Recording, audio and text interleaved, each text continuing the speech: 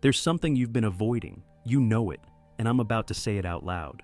You're losing control, quietly, slowly, and worst of all, you don't even realize it. It's not just you, it's almost everyone. A silent epidemic, addictive, progressive, and nearly invisible.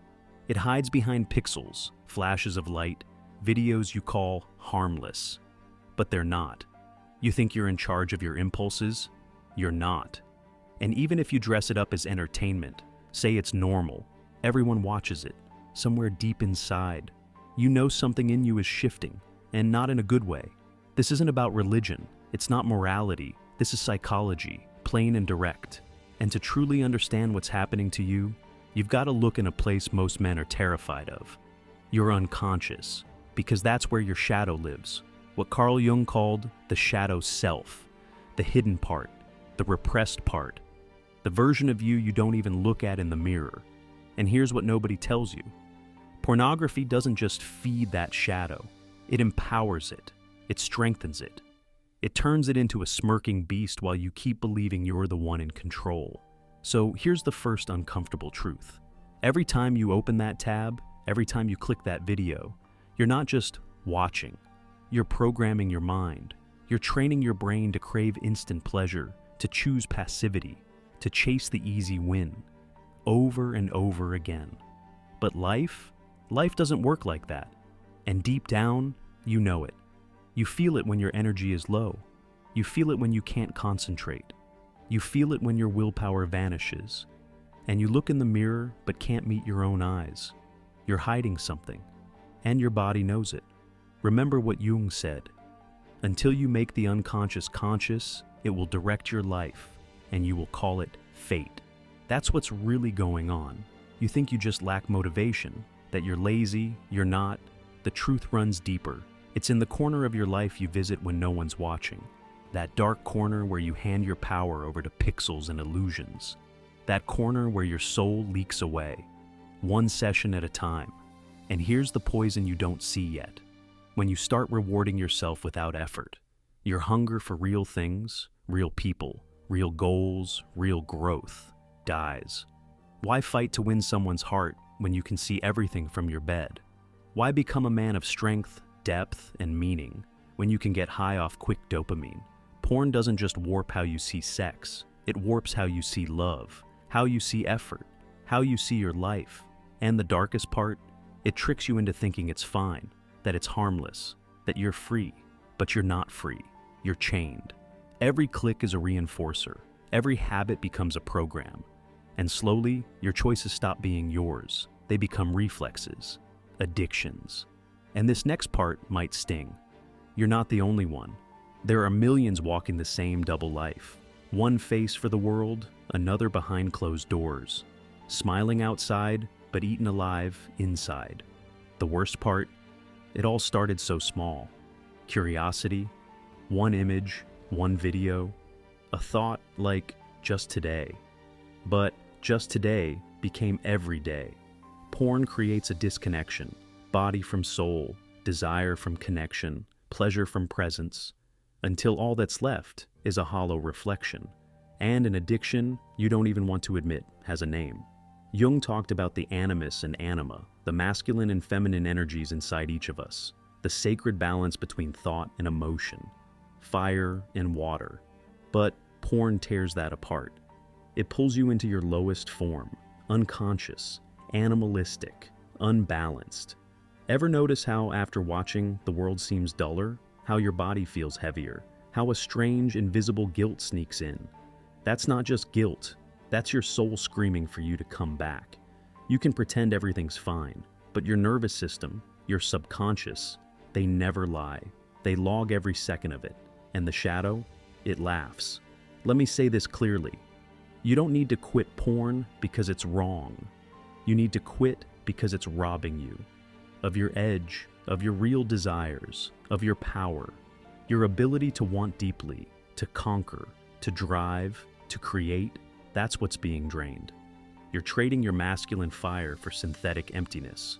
Your orgasm becomes a transaction, and after it, despair, numbness, silence, and then another tab, another hit, and each time your capacity to feel shrinks. Have you asked yourself why real sex doesn't move you the same way anymore? Why you struggle to feel connected, even when someone real is right in front of you? Why your mind floods with scenes and sounds that don't belong to your life? It's because your brain no longer responds to real human connection. It's been trained, conditioned to respond to the extreme, the artificial, the impossible. And here's the real trap. The more you watch, the more you need to watch. And the more you need, the less it satisfies you.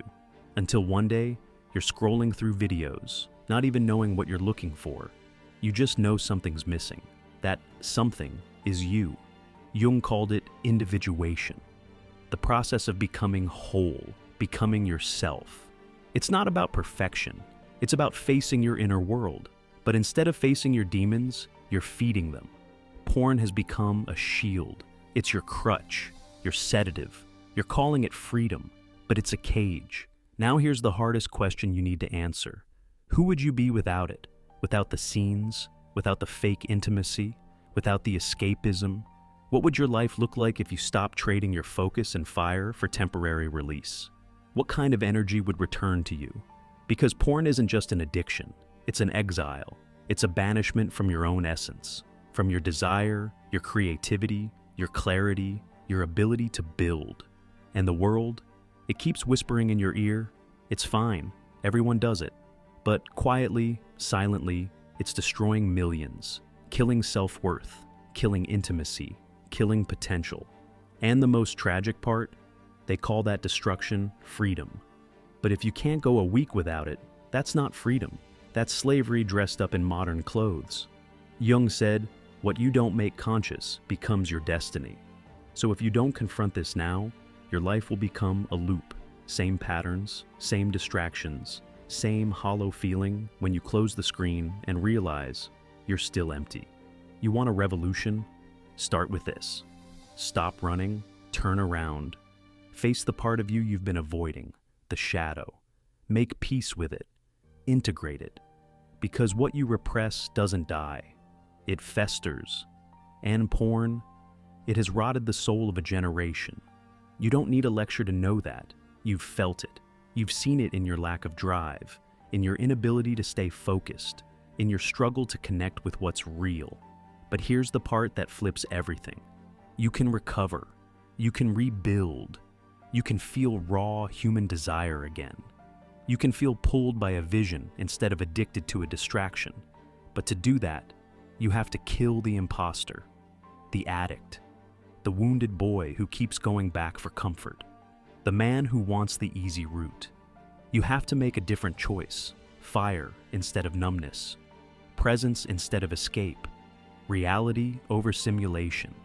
And yes, it will hurt. You'll feel raw, you'll feel exposed, but it'll be real.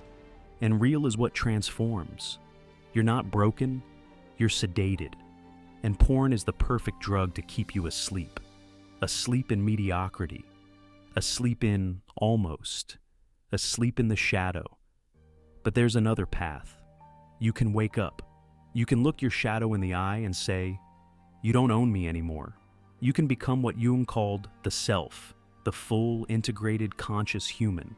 Not perfect, but whole. That starts today. This is not about guilt. It's not about being better.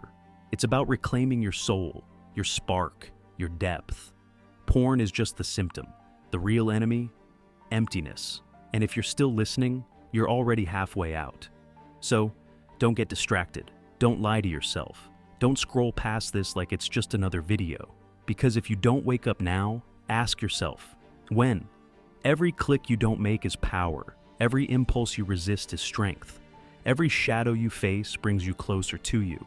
And now, we go deeper, into something few dare to speak about. That invisible force, that primal energy. Your sexual energy. It's not just about sex. It's your creative force, your fire. It's the raw material used to build empires, write books, compose symphonies, build lives. But when you give it to the screen, it goes nowhere. It disappears. It doesn't come back. Ever noticed how, after watching porn, something in you dims? Your voice gets softer, Your decisions get weaker. Your presence fades. That's not coincidence. That's your life force draining. And you get used to it. You operate at 40% and call it normal. But it's not normal. Normal would be waking up hungry for the day, buzzing with ideas, locked on your mission, eyes blazing with purpose. Normal would be feeling that magnetic pull of life the moment your feet hit the floor. But you can't feel any of that if you keep pouring your creative rocket fuel into a 15-second clip someone else uploaded. That's what porn is, a black hole economy running on your attention and your energy. You invest, yet you never get a return. No skills, no memories, no stories worth telling. Just a temporary high followed by the same empty low. And here's the brute fact. If you will not face this disconnection inside, you will meet it outside. Empty relationships, jobs that numb you, a constant sense that life is meh. Because you traded depth for easy dopamine so many times you forgot how real desire burns. Porn doesn't just change what you do, it rewires how you see people. You stop seeing souls and start seeing body parts. You reduce human beings to functions, performers in your private, ever-scrolling stage show. That is literal dehumanization. And it bleeds into everything: dating, friendship, work, even the way you look at yourself. Jung would say this is a collective symptom, a society terrified of its own instinctive power, desperate for a quick discharge so it never has to sit with the raw voltage of desire. But desire isn't your enemy. Desire is your compass. It shows where the soul wants to travel. Short-circuit it, and you wander in circles. Recovery is not repression. Repression is just another mask. What you need is transformation, sublimation. Alchemize that surge of energy into workouts, art, coding, writing, leading, whatever builds rather than drains. History's greatest builders knew this. They turned lust into manuscripts, businesses, inventions, revolutions. You can do the same. Yes, it will be uncomfortable. You'll feel withdrawal. You'll face the loneliness you buried under pixels. But that discomfort is the doorway. Walk through it, and your soul starts whispering again. Clarity returns, focus sharpens. Your handshake feels solid instead of hollow. From here, the work is simple, not easy. 1 7-day fast. Prove to yourself you're still in charge. No screens, no just peeking. 7 days. Breathe through the urges. 2, redirect the surge. Every time the impulse hits, move. 10 push-ups, a cold shower, a journal page, channel, don't bottle. 3, reclaim the morning. The algorithm hunts you when you're half awake. No phone for the first hour. Guard the gates of your mind. 4, see people, not parts. Look strangers in the eye. Notice voices, laughter, micro-expressions. Practice humanity until it feels normal again. Create something daily. A paragraph, a sketch, a new personal record at the gym. Turn raw energy into visible progress. 6, find brotherhood or sisterhood. Isolation breeds relapse. Talk to someone walking the same path. 2 awakened minds multiply strength. 7, shadow work. Sit with a notebook at night. Ask the uncomfortable questions. Write until the page feels honest. Do this for 30 days and watch what changes. Your voice deepens. Your handshake tightens. People notice your gaze. Steady, present. Opportunities you overlooked start standing out, because now you're awake enough to see them. Will you slip up? Probably. Everyone stumbles on a mountain. Get back up. Streaks don't matter. Direction does. Each time you fall and rise, the shadow loses leverage. And here's the rallying cry. Rebirth. Not improvement, not better habits, but a full-on rebirth. Death of the false, birth of the whole. So, if this hits you, if you feel even a spark of truth, type rebirth in the comments. No context, just the word. We'll recognize each other, the ones waking up.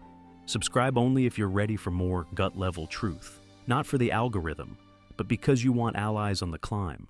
Share this with one friend still trapped in the loop. You might just hand them the key. Final question. Answer it honestly, then act. What will you build with all the power you've been giving to the shadows? Your move.